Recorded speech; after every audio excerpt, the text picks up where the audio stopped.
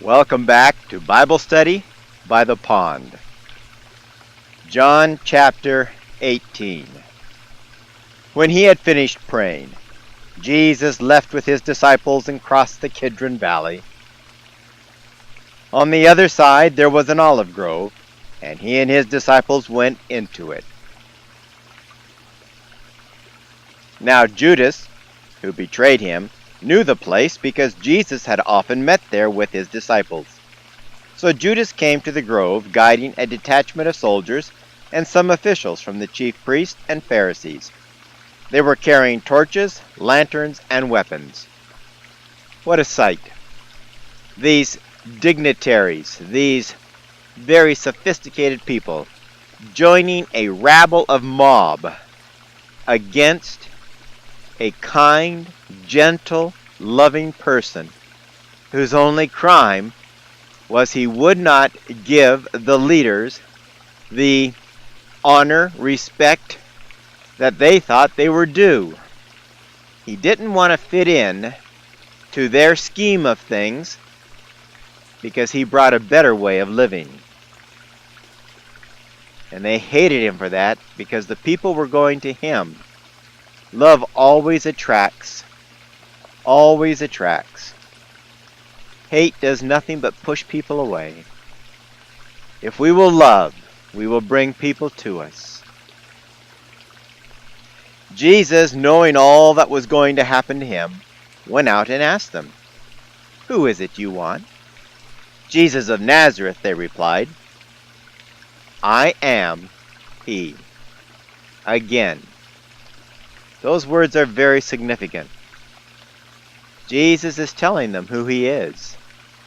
I am he. Jesus said, and Judas the traitor was standing there with them. When Jesus said, "I am he," they drew back and fell to the ground. Again he asked them, "Who is it you want?" And they said, "Jesus of Nazareth." "I told you that I am he," Jesus answered. "If you are looking for me, then let these men go." Jesus is always looking out for our good. Always. You never have to worry. No matter what happens, Jesus is trying to do everything he can for our good. It's us who causes the problems in our lives by doing it our way instead of the way that Jesus has commanded us. This happened so that the words he had spoken would be fulfilled. "I have not lost one of those you gave me." Jesus cannot lose one person who voluntarily comes to him. The only ones he can lose are those who reject him and turn away. It's a choice. Then Simon Peter, who had a sword, drew it and struck the high priest's servant, cutting off his right ear. The servant's name was Malchus. Must have been exciting, huh? But as we know, Jesus reached out and healed the ear. Even against those that were coming against him. Do we reach out to those that are against us, hurting us, doing what they can to cause us problems? Do we reach out to them with love? Or do we reach out to them in the same spirit that they have? Which means that we're no different than the people that we claim to be wicked. Jesus commanded Peter, "Put your sword away. Shall I not drink the cup the Father has given me?" Then the detachment of soldiers with its commander and the Jewish officials arrested Jesus. They bound him and brought him first to Annas, who was the father-in-law of Caiaphas, the high priest that year. Caiaphas was the one who had advised the Jews that it would be good if one man died for the people. Simon Peter and another disciple were following Jesus. Because this disciple was known to the high priest, he went with Jesus into the high priest's courtyard, but Peter had to wait outside at the door. The other disciple, who was known to the high priest, came back, spoke to the girl on duty, and brought Peter in. I can just see that. You see, James and John came from a very, okay, let's say middle-class family. They owned boats and servants. They must have been doing a very good job in the Lake of Galilee. John, I'm assuming, based on all the information I have, may have been around 16, 18 years of age when God called him. Remember, he lived the longest of all the apostles, so he must not have been too old. And because of his youth, I can imagine that their family had a connection with the leaders, the Pharisees, the Sanhedrin, in Jerusalem. And when they had a nice catch of fish, maybe John was the one that ran the fish up so that they'd have fresh fish for the high priest. And maybe that's how the high priest knew John and his family. And that's why the people in the circle around the high priest knew John and let him come in. Just a thought. You are not one of his disciples, are you? The girl at the door asked Peter. Here was an opportunity for Peter to share his love for his master. Here was an opportunity for Peter to express the devotion that he had and to share who Jesus was. He replied, I am not. It was cold, and the servants and officials stood around a fire they had made to keep warm. Peter also was standing with them, warming himself. Peter was trying to act nonchalant, like he was just part of the crowd. Where John, there was no acting, and there was no desire to be part of the crowd. He went as close as he could get to hear everything that was going to take place with Jesus. They knew he was a disciple of the Lord. Peter was just trying to fit in. Folks, let us never try to fit in. Let us always stand up for Jesus in every situation. Meanwhile, the high priest questioned Jesus about his disciples and his teaching. I have spoken openly to the world, Jesus replied. I always taught in synagogues or at the temple where all the Jews come together. And this again goes to show Jesus did not go to church because he was a member and sat quietly and, did his thing as a church member. Jesus went to the church or went to the temple for one reason.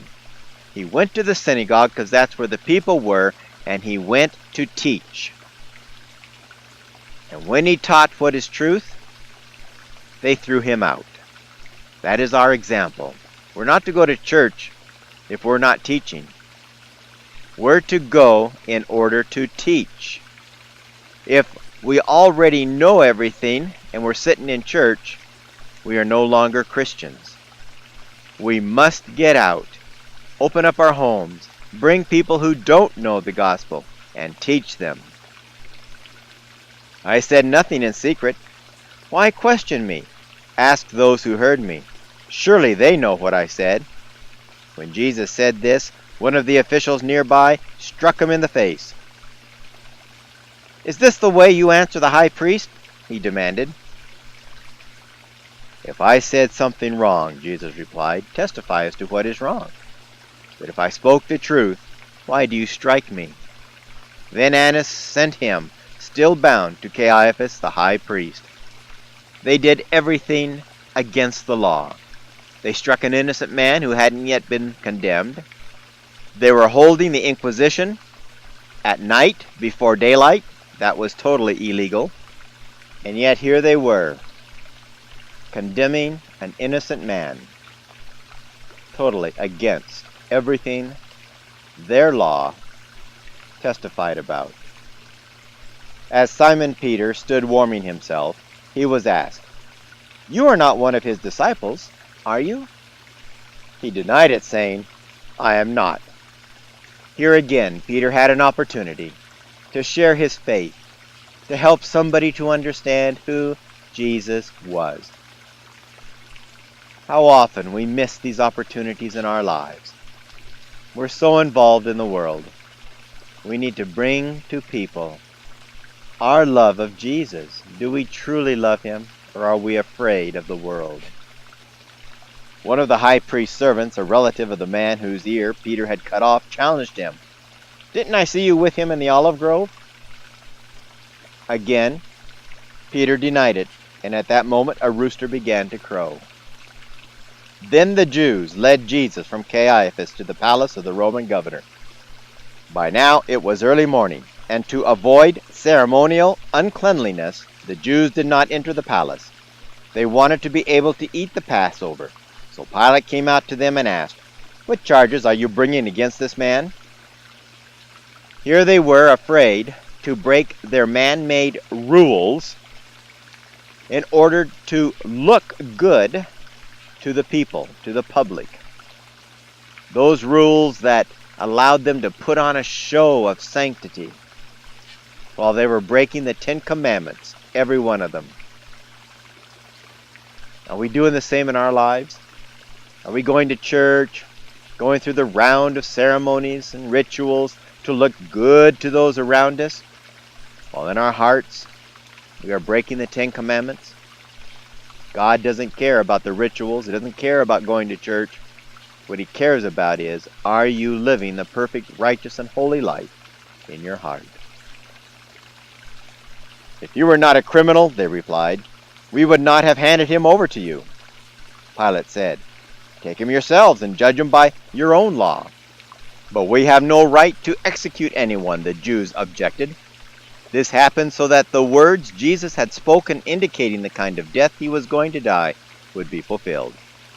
Pilate then went back inside the palace, summoned Jesus, and asked him, "Are you the king of the Jews?" "Is that your own idea?" Jesus asked. "Or did others talk to you about me?" "Am I a Jew?" Pilate replied. "It was your people and your chief priest who handed you over to me. What is it you have done?" Jesus said, "My kingdom is not of this world. If it were, my servants would fight to prevent my arrest from the Jews. But now my kingdom is from another place." Where did Jesus say his kingdom dwelt? In the world? No. Jesus said, "My kingdom is what is inside. It's in the heart. It's inside of you." God wants to be in charge of the kingdom in here. Are you letting him in? Or are you involved with the kingdom out there? "You are a king then," said Pilate. Jesus answered, "You are right in saying I am a king. In fact, for this reason I was born, and for this I came into the world, to testify to the truth. Everyone on the side of truth listens to me." "What is truth?" Pilate asked. With this he went out again to the Jews and said, "I find no basis for a charge against him, but it is your custom for me to release to you one prisoner at the time of the Passover. Do you want me to release the king of the Jews?" They shouted back, "No, not him! Give us Barabbas!" Now Barabbas had taken part in a rebellion.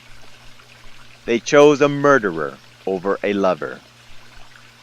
They chose a man that they were hoping would help release them from the power of the Romans, because they saw that Jesus wasn't doing anything to release them from the power of the Romans. That's all they cared about. The visual, the power. Jesus wanted to release them from the power of wickedness. If they had accepted him, Jerusalem would have grown to encompass the whole world. But they chose to reject their king.